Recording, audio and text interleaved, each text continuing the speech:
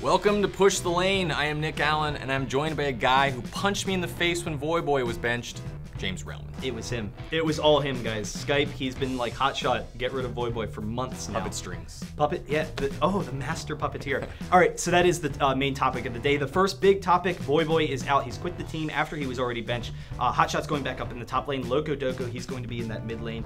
And it's going to be interesting to see what's going to happen. Chaucer's going to the jungle. I actually think it's going to work out very well for CLG as a team. I think that, you know, his play style works a little bit better. I think that Loco Doco, he's that great Korean. He's going to come in, give him that new practice regimen. He's going to be walking around the house and be like, hey, what the hell, guys? We need to practice. So that's definitely going to help them out a lot. Yeah, and if we look at Chaucer and how successful he was, being the old AD carry, moving over to support, and really controlling that bot lane, forcing bans as a support is always a good thing. So if Loco Doco follows suit, it's going to be really successful for CLG. And then Chaucer in the jungle, I think that's going to be awesome. He does so much of the play calling already, so having like that full scope of the map and really controlling the pace of the game is going to be really beneficial for the team. And the last jungling changes that happened, there was a big turnaround where junglers weren't necessarily as successful as they used to be. There was a big change. So it's actually a great opportunity for Chaucer to become that top jungler, though the last time we had seen him, he was the self-proclaimed best Lee Sin, and it didn't really seem to work out when we had seen Lee Sin in the jungle in the past, but we'll see how it works out for them. Okay, let's talk about Voyboy versus Hotshot. Who's better? I think actually for CLG that Hotshot is the better top lane player. Not mechanically, and not for a whole lot of reasons beyond his champion pool. I think matches and is more cohesive with the rest of the team. Nidalee is pretty strong right now. We saw at World Champions Nidalee being played a lot. Hotshot saw it at World Champions. He went, oh, Nidalee. All right, like, finally my time. Yeah, finally my ship has come in. And then Cho'Gath also very strong in the top. So I think with the two different strategies that they run with the poke and then that backdoor thing, his champion pool is going to work better than Voyboy.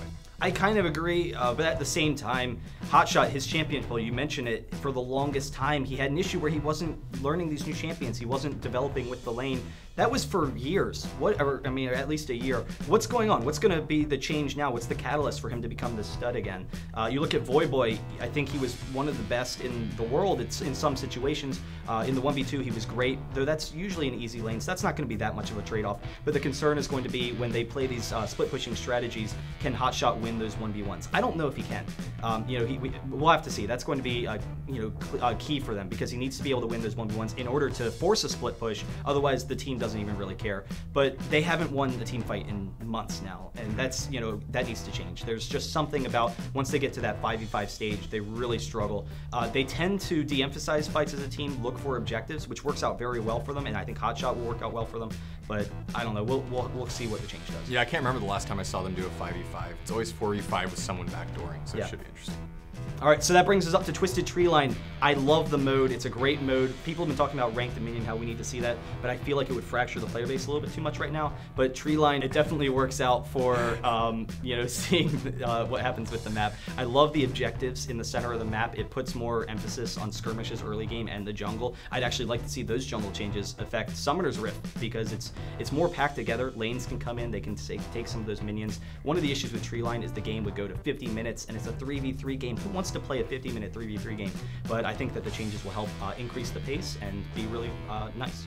I'm actually really surprised that Riot decided to make changes. They had said before that they really want to focus completely on Summoner's Rift and make that the best map that it can possibly be. And then they go ahead and they change Twisted Treeline around. So that's interesting, but I really like the changes. It's going to be a really fast game, and it's going to feel a lot different than the other maps, and I think that's the key thing. They're putting in these really broken items, just really strong stuff. They're widening the chokes. It's just going to be a lot faster, and it's actually going to be, I think, a lot more fun and a different change of pace. So I could definitely see a lot more people playing Twisted Treeline as a result of the changes.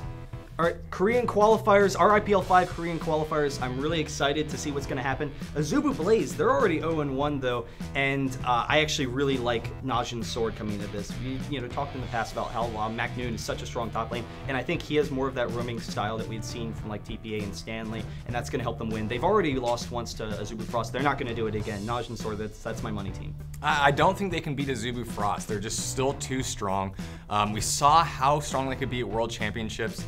they're aggressive, they play solid, they don't make a whole lot of mistakes, and those are the key things when you're playing against an aggressive meta game, and that's what we see in Korea right now. So they play really solid, and I think that's going to bring them to success at IPL 5 when they show up after winning the qualifiers. All right, that's going to be cool to see. I'm really excited. They're all really top teams. They definitely are. So the last topic for the day is the Tales of the Lane tournament. It's European based. It's the first big European tournament we've seen since the World Championship. Almost all of the good EU teams are there except for Alternate, so make sure you guys get them for the tournament. But I mean, you be honest, Moscow 5 and CLG EU, they're looking like the favorites here. So who's left? And I think for me, it's Curse EU. Since their roster changes, they're looking really strong. Their practice regimen is a lot better than it was previously, and they're showing their old classic strong style of play where they take advantage of the mid game. And I don't think if Moscow 5 and CLG EU don't perform, Curse is going to be there to clean up the tournament. I think Curse is definitely a really strong pick. They've struggled for a while, but like you said, in our qualifier, they ran an interesting poke strategy that worked out really well. Like they look really strong. They're running some unique things. But I think Fnatic, I have my money on them as the third place team, and they need to pull out a win. They've struggled for a little bit now. They looked really strong, but they haven't pulled out those wins yet. They haven't qualified for IPL 5, so they need to make something happen. I think they're going to look good. I think SK is going to struggle. They've been struggling with their practice regimen for a while now, and that's going to really hurt them as a team. I could definitely see Curse in there, but M5 1, CLG EU 2, and Fnatic 3. Yeah, I'm not putting a lot of hope in SK. Their roster is a little weak right now, in my opinion. All right, so that's it, guys. Thanks for watching Push the Lane. I'm at Baroncast. Make sure to message us. Yeah, I'm at Nick Allen IGN. Let us know what you want us to talk about next week. There aren't a whole lot of tournaments or a lot of things going on right now, so let us know, and we'll see you next week. Hold on, tell people how to get to IPL 5. Oh, IPL 5, tickets to IPL 5, IGN.com/IPL 5. Buy tickets, come, it's gonna be awesome. We'll be there hanging out. Come say hi, come watch all the amazing international teams. It's gonna be like Worlds Part 2, so. And message us, there's so many things we can talk about on Twitter, and also message at Buddy Hutton. That's basically it. Thanks, guys.